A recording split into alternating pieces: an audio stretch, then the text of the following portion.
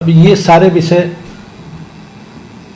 Party के सब विषय पार्टी के विचाराधीन है। ऐसा कुछ है नहीं, परिस्थिति है, परिणाम जरूर आए, लेकिन vote percent Bharatiya Janata party का उत्तर प्रदेश में भी हमारा सबसे ज़्यादा है।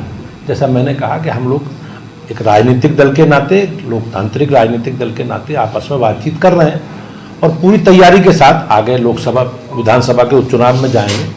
और मुझे विश्वास है कि उत्तर प्रदेश की जनता का विश्वास हम लोग, आपने देखा होगा कि विपक्ष ने एक नेगेटिव एजेंडा सेट करके लोगों को गुमराह करने का काम किया है और उसी का ये परिणाम। लेकिन धीरे धीरे प्रदेश की जनता सारे विषयों को समझ रही है और मोदी जी के प्रति हम सबका विश्वास है। ये मैंने बताया निगेटिव एजेंडा है। भारतीय जनता पार्टी ने अपनी परंपरा, आस्था, विरासत को लेकर हम लोग आगे बढ़ रहे हैं।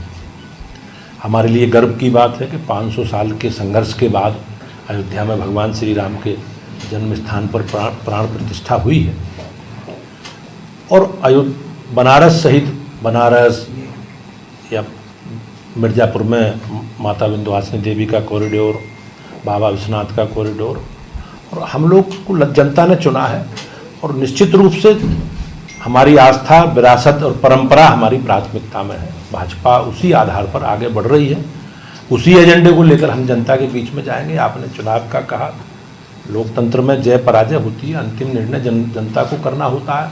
हो सकता है कि कुछ कमी हम लोगों से रही हो कि हम अपनी बात लोगों को ना समझा पाए हो, विपक्ष का जो नेगेटिव एजेंडा है वो प्रभावी रहा हो, लेकिन हम पूरी ताकत के साथ उन कमियों को सुधार के जनता के बीच में जाएंगे।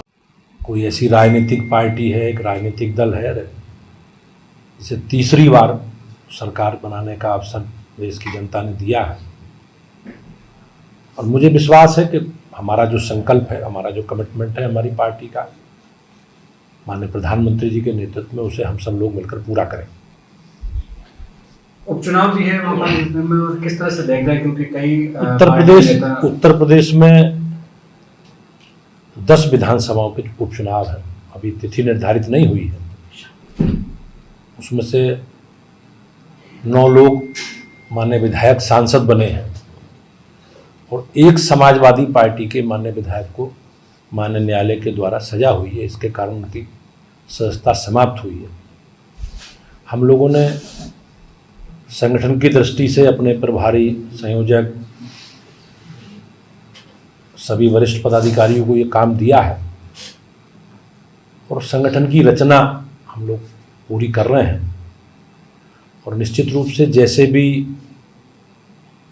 आयोग के द्वारा तिथियों की घोषणा की जाएगी, भारतीय जनता पार्टी पूरी तैयारी के साथ हम लोग उपचुनाव में जाएंगे और मुझे विश्वास है कि उत्तर प्रदेश की महान जनता का आशीर्वाद भाजपा को मिलेगा। भाई साहब, आज मदन जी हैं, उनको अध्यक्ष पद की जिम्मेदारी दी गई है, किस तरीके से? मेरे लिए बहुत सुखद क्षण है कि आज मुझे भी यहाँ आने का अवसर कार्यालय पे मिला है। माननीय अध्यक्ष जी को राजस्थान में पार्टी की आगे संचालन की जिम्मेदारी मिली है। मैं उन्हें बहुत बहुत शुभकामनाएं देता हूं और भारतीय जनता पार्टी राजस्थान उनके नेतृत्व में आगे बढ़ेगी। अब ये सारे विषय पार्टी के सब विषय पार्टी के विचाराधीन है। ऐसा कुछ है नहीं, परिस्थिति है, परिणाम जरूर आए, लेकिन vote percent Bharatiya Janata party का उत्तर प्रदेश में भी हमारा सबसे ज़्यादा है। जैसा मैंने कहा कि हम लोग एक राजनीतिक दल के नाते, लोकतांत्रिक राजनीतिक दल के नाते आपस में बातचीत कर रहे हैं और पूरी तैयारी के साथ आगे लोकसभा विधानसभा के उपचुनाव में जाएंगे और मुझे विश्वास है कि उत्तर प्रदेश की जनता का विश्वास हम लोग। सीएम बदलने की चर्चाएं चल रही है, उसको लेकर नहीं, ऐसा कुछ नहीं। मतलब हार के कारणों की समीक्षा लगभग पूरी हो चुकी है, क्या कारण निकल के आए हैं और क्या इसके ऊपर आपने देखा होगा कि विपक्ष ने एक नेगेटिव एजेंडा सेट करके लोगों को गुमराह करने का काम किया है और उसी का ये परिणाम।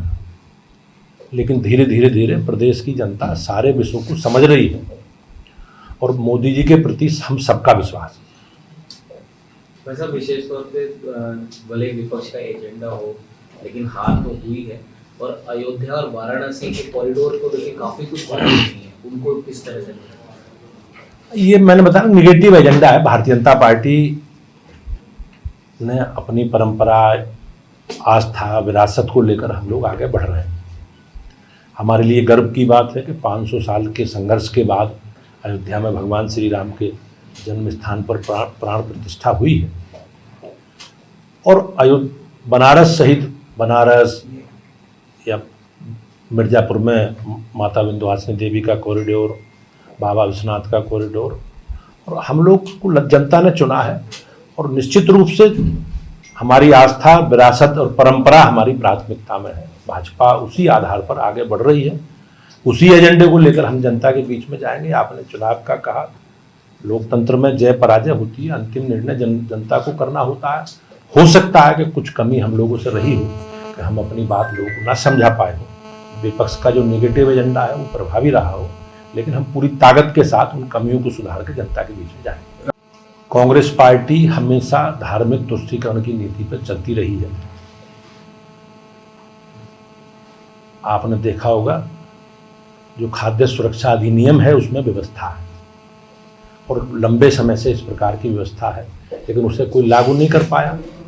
बड़ी संख्या में लोग हरिद्वार से लेकर कांवड़िए निकलते हैं, उनकी सुरक्षा से जुड़ा विषय है और उस सुरक्षा को ध्यान में रखते हुए सरकार ने ये निर्णय किया है। लेकिन माननीय न्यायालय का जो भी आदेश है, हम न्यायालय के आदेश को सुधार करते हुए आगे बढ़ेंगे। तो सर राजस्थान में भी एक मांग उठी है कि हलाल और झटका जो है वो लिखना होगा। अब मुझे यहाँ की जानकारी नहीं है, लेकिन खाद्य सुरक्षा अधिनियम में ये व्यवस्था है कि जो भी दुकानदार है, दुकान पर काम करने वाले लोग हैं, सबका वेरिफिकेशन सरकार कराती है। गायों के ऊपर तेजाब फेंकने की घटना सामने आई है और उसमें कई गायें घायल हुई। नहीं, दुखद है ये, सरकार को इस पर कार्रवाई करनी चाहिए। हमसे जुड़े रहने के लिए हमारे YouTube चैनल को सब्सक्राइब करें और नई वीडियो की नोटिफिकेशन के लिए बेल आइकॉन को दबाएं।